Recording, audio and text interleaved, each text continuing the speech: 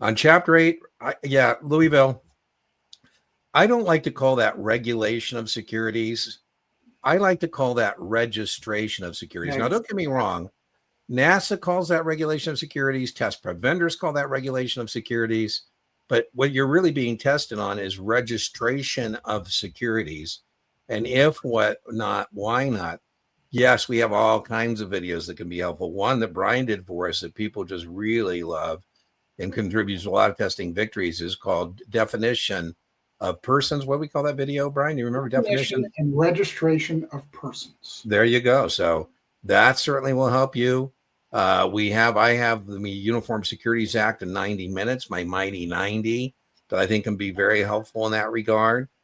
Put registration of securities in the channel search bar, and I'm sure some various little videos, carve-outs will come up as well.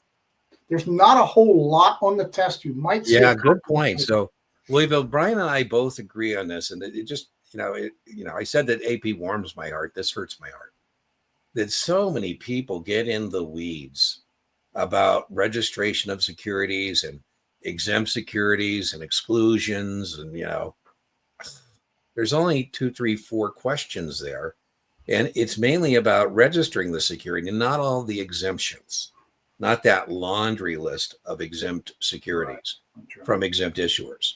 And then it's either a noun, a security. The main ones would be like governments and munis that are exempt, or it's a non-exempt security, in which case it's the way we're selling it that makes it exempt from registration.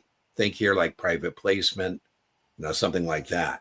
And that's a verb. And that's the way I kind of set that up. But if it's a non-exempt security, then that means it's a corporate security. And unless you sell it a certain way, you're going to have to register it through coordination and qualification. That's more important than all these exclusions and exemptions. And oh my God. Now in that area, Brian, I think we also agree, this law and registration part of your exam. The registration component, broker dealer is pretty straightforward. Agent's pretty straightforward. The majority of the registration questions are going to be, how do we register investment advisory firms? If not, why not?